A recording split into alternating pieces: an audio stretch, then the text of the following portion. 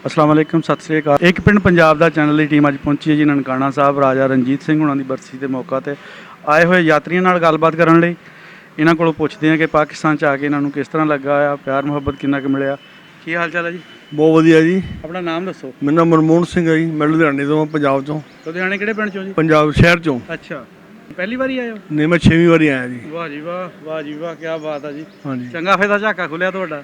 ਝਾਕਾ ਤੁਹਾਡੇ ਪਿਆਰ ਪਿਆਰ ਨੇ ਸਾਡਾ ਝਾਕਾ ਹਟਾਇਆ ਜੀ। ਅੱਛਾ ਅੱਛਾ, ਜੇ ਦੱਸੋ ਫਿਰ ਕੀ ਪਿਆਰ ਮਿਲਿਆ ਜੇ ਸਾਨੂੰ ਆਉਂਦੇ ਤੁਸੀਂ ਸਤਿਕਾਰ ਦਿੰਦੇ ਹੋ, ਮਾਣ ਦਿੰਦੇ ਹੋ, ਸਾਡਾ ਪਿਆਰ ਕਰਦੇ ਹੋ, ਅਸੀਂ ਤਾਂ ਹੀ ਵਾਰ-ਵਾਰ ਆਉਣੇ ਆ। ਸਹੀ। ਜੇ ਸਾਡੇ ਮੱਥੇ ਵੱਟ ਪਾਓਗੇ, ਸਾਡੀ ਬਾਤ ਨਹੀਂ ਪੁੱਛੋਗੇ ਇਹ ਛੱਡ ਯਾਰ ਪਾਕਿਸਤਾਨ ਕੁਝ ਵੀ ਨਹੀਂ ਰੱਖਿਆ।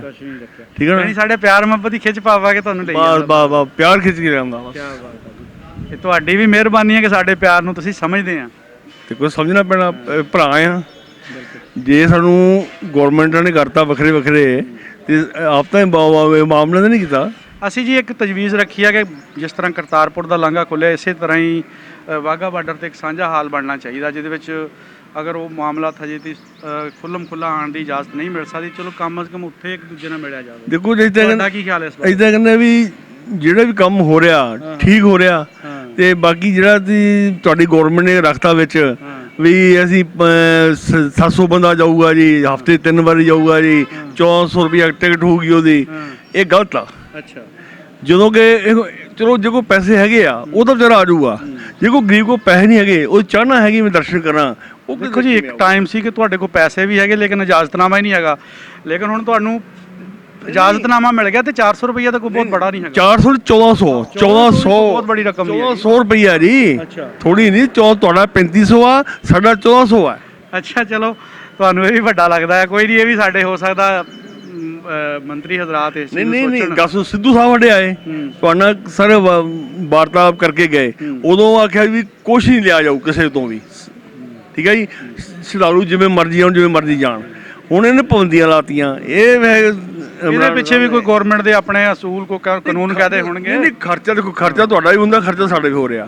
ਸਾਹਿਬ ਆਏ ਆ, ਹੋਰ ਤੁਸੀਂ ਕੀ ਮਹਿਸੂਸ ਕੀਤਾ ਲੋਕਾਂ ਨੂੰ ਦੇਖ ਕੇ, ਮਿਲ ਕੇ? ਬਹੁਤ ਵਧੀਆ ਜੀ, ਬਹੁਤ ਵਧੀਆ। ਗਰਮੀ ਦਾ ਮੌਸਮ ਆ, ਗਰਮੀ ਤਾਂ ਹੈ ਹੀ ਹੈ ਜੀ। ਹਾਂ, ਸਤਿਕਾਰ ਦੇ ਰਹੇ ਬਿਲਕੁਲ। ਜਗਜੀਤ ਸਿੰਘ ਗਿੱਲ ਹੈ ਜੀ। ਅੱਛਾ ਜੀ, ਕਿਹੜੀ ਜਗ੍ਹਾ ਤੋਂ ਆਏ ਹੋ? ਅਸੀਂ ਲੁਧਿਆਣਾ ਡਿਸਟ੍ਰਿਕਟ ਪੰਜਾਬ। ਅੱਛਾ, ਹਾਂਜੀ।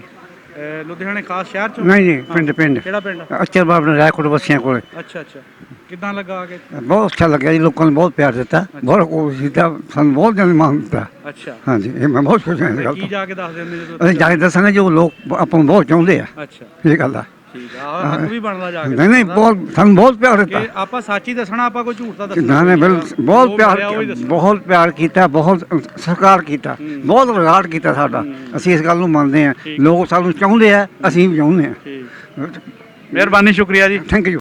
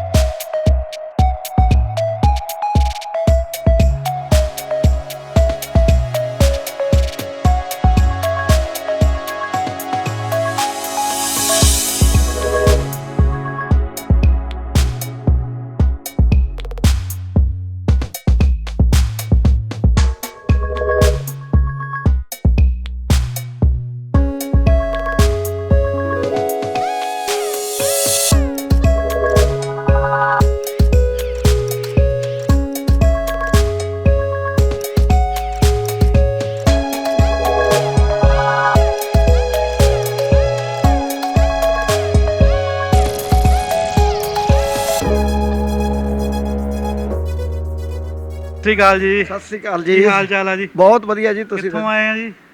ਇੰਡੀਆ, ਪੰਜਾਬ, ਬਠਿੰਡਾ ਜ਼ਿਲ੍ਹਾ ਜੀ। ਬਠਿੰਡਾ ਚੋਂ? ਹਾਂਜੀ। ਅੱਛਾ, ਕਿੱਦਾਂ ਲੱਗਾ ਆ ਕੇ?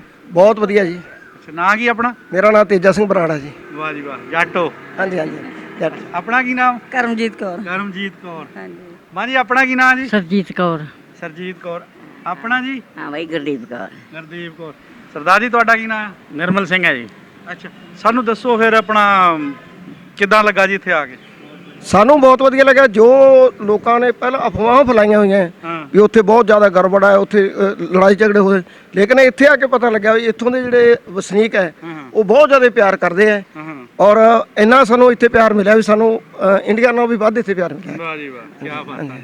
ਦੂਸਰਾ ਸਾਨੂੰ ਜਿਹੜਾ ਅਸੀਂ ਧੰਨਵਾਦ ਕਰਦੇ ਹਾਂ ਮੀਡੀਆ ਦਾ, ਕਿਉਂਕਿ ਮੀਡੀਆ ਨੇ ਸਾਨੂੰ ਹਰ ਥਾਂ ਤੇ ਬਹੁਤ ਵੱਡਾ ਸਹਿਯੋਗ ਦਿੱਤਾ। ਆ ਜਿਹੜੇ ਸਾਰੇ ਵੀਰ ਸਿਕਿਉਰਿਟੀ ਵਾਲੇ ਨੇ, ਇਹਨਾਂ ਦਾ ਬਹੁਤ ਵੱਡਾ ਸਹਿਯੋਗ ਆ। ਔਰ ਦੇਖੋ ਜੀ, ਇਹਨਾਂ ਨੂੰ ਤਾਂ ਆਪਣੇ ਨਾਲੋਂ ਘਰ-ਬਾਰ ਸਾਰਾ ਏਡੀ ਦੂਰ ਛੱਡ ਕੇ ਤੁਹਾਡੇ ਨਹੀਂ ਬਹੁਤ ਜ਼ਿਆਦਾ ਧੁੱਪੇ ਖੜੇ ਤੁਹਾਡੀ ਧੁੱਪ ਦੇ ਵਿੱਚ ਖੜ ਕੇ ਅਸੀਂ ਦੇਖਿਆ, ਜਿੱਦੇ ਅਸੀਂ ਰੋੜੀ ਸਾਹਿਬ ਗਏ ਹਾਂ ਔਰ ਸਾਰਾ ਦਿਨ ਸਿਕਿਉਰਿਟੀ ਵਾਲੇ ਜਿਹੜੇ ਸੜਕਾਂ ਤੇ ਖੜੇ ਸਨ। ਔਰ ਇੰਨੀ ਸਿਕਿਉਰਿਟੀ ਤਾਂ ਕਿਸੇ ਰਾਸ਼ਟਰਪਤੀ ਦੇ ਨਾਲ ਨਹੀਂ ਹੁੰਦੀ ਜਿੰਨੇ ਇਹਨਾਂ ਸਿਕਿਉਰਿਟੀ ਦਿੱਤੀ। ਔਰ ਬਹੁਤ ਬੜਾ ਮਿੱਠਾ ਬੋਲਦੇ ਨੇ, ਹਰੇਕ ਦਾ ਦੁੱਖ ਸੁੱਖ ਸੁਣਦੇ ਆ। ਪ੍ਰਾਹੁਣੇ ਆਇਆ ਨਾ ਤਾਂ ਜੀ ਫਿਰ ਪੰਜਾਬੀਆਂ ਦੀ ਤਹਿਜ਼ੀਬ ਆ, ਮਿੱਠਾ ਹੀ ਬੋਲਣਾ ਪੈਂਦਾ ਆ। ਸਾਡੇ ਨਾਲ ਇੰਨਾ ਮਿੱਠਾ ਨਹੀਂ ਬੋਲਦੇ ਜਿੰਨਾ ਤੁਹਾਡੇ ਨਾਲ। ਨਾ ਜੇ ਸਾਡੇ ਵਾਲੀ ਪੁਲਿਸ ਦੇਖ ਲਓ ਤਾਂ ਉਹ ਇਦੋਂ ਵੀ ਮਿੱਠਾ ਬੋਲਦੀ ਹੈ। ਮਹਾਰਾਜ ਜੀ, ਇਹਨਾਂ ਦੀ ਵੀ ਮਜਬੂਰੀ ਹੁੰਦੀ ਹੈ, ਕਿਉਂਕਿ ਹਰ ਬੰਦਾ ਇਹਨਾਂ ਦੀ ਪਿਆਰ ਦੀ ਜ਼ੁਬਾਨ ਨੂੰ ਸਮਝਦਾ ਵੀ ਨਹੀਂ ਹੈਗਾ।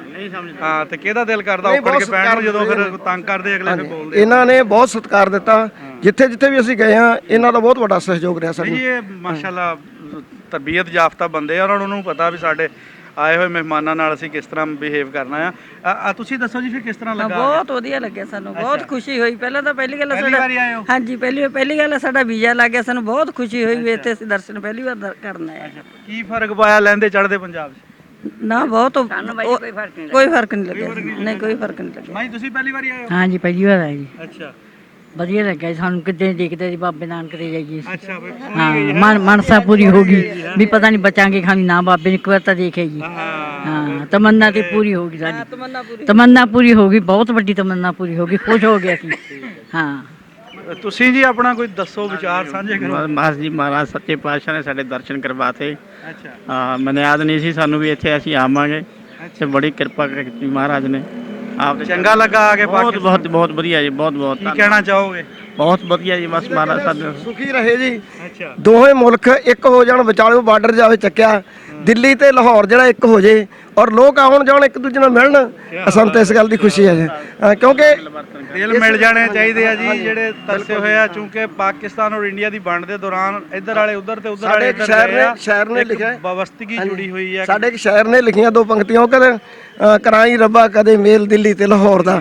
ਅਸੀਂ ਵੀ ਅੱਜ ਇਹੋ ਹੀ ਦੁਆ ਕਰਦੇ ਹਾਂ, ਇਹ ਅਰਦਾਸ ਕਰਦੇ ਹਾਂ ਸੱਚੇ ਪਾਤਸ਼ਾਹ ਅੱਗੇ ਵੀ ਜਿਹੜੇ ਸਾਡੇ ਦਰਮਿਆਨ ਇੱਕ ਫਰਕ ਦੀ ਵੱਟ ਪਈ ਹੋਈ ਹੈ ਉਹ ਨਿਕਲ ਜਾਵੇ, ਸਾਡੇ ਬਾਰਡਰ ਚੱਕੇ ਜਾਣ, ਇੱਕ ਦੂਸਰੇ ਨੂੰ ਮਿਲਣ। ਔਰ ਦੇਖੋ ਜੀ, ਬਾਰਡਰ ਜਿਹੜੇ ਮੁਲਕਾਂ ਦੇ ਦਰਮਿਆਨ ਰਹਿੰਦੇ ਹੁੰਦੇ ਆ, ਲੇਕਿਨ ਇਹ ਆ ਕਿ ਦਰਵਾਜ਼ੇ ਲੱਗ ਜਾਣ, ਆਣ ਜਾਣ ਹੋ ਜਾਵੇ। ਜਿਹੜੀ ਚੀਜ਼ ਹੈ ਆਉਣ ਜਾਣ ਖੁੱਲੇ ਜੀ, ਆਣ ਜਾਣ ਜਿਹੜਾ ਖੁੱਲਾ ਹੋ ਜਾਵੇ। ਉਹ ਖੁੱਲਾ ਹੋ ਅਸੀਂ ਹੁਣ ਐਤਕੀ ਡੇਰਾ ਸਾਹਿਬ ਦੇ ਦਰਸ਼ਨ ਕੀਤੇ ਹੈ, ਲਾਹੌਰ ਪੰਜਾ ਸਾਹਿਬ ਦੇ ਦਰਸ਼ਨ ਕੀਤੇ ਨੇ, ਨਨਕਾਣਾ ਸਾਹਿਬ ਦੇ ਦਰਸ਼ਨ ਕੀਤੇ ਹੈ, ਕਰਤਾਰਪੁਰ ਸਾਹਿਬ ਦਾ ਥੋੜੇ ਦਿਨਾਂ ਰਸਤਾ ਬਣ ਰਿਹਾ, ਰਸਤਾ ਖੁੱਲ ਜਾਣਾ ਔਰ ਇੰਨੇ ਬਹੁਤ ਵਧੀਆ ਹੋ ਜਾਣਾ, ਕਿਉਂਕਿ ਇਹ ਸਾਰੇ ਖੁੱਲੇ ਦਰਸ਼ਨ ਹੋਣ, ਜਦੋਂ ਕੋਈ ਮਰਜ਼ੀ ਆਵੇ, ਜਦੋਂ ਮਰਜ਼ੀ ਜਾਵੇ, ਬਹੁਤ ਖੁੱਲੇ।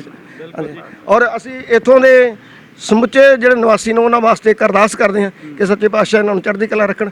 ਇੰਨਾ ਪਿਆਰ ਸਤਿਕਾਰ ਜਿੰਨਾ ਇਹ ਦਿੰਦੇ ਆ, ਉਦੋਂ ਵੀ ਸੱਚੇ ਪਾਤਸ਼ਾਹ ਇਹਨਾਂ ਦਾ ਮੇਲ ਮਿਲਾਪ ਸਾਡੇ ਨਾਲ ਬਣਾਈ ਰੱਖਣ। ਦੇਖੋ ਜੀ, ਬਾਬਾ ਨਾਨਕ ਤਾਂ ਸਾਡਾ ਵੀ ਆ, ਤੁਹਾਡਾ ਵੀ ਆ, ਸਾਂਝਾ ਆ ਜੀ।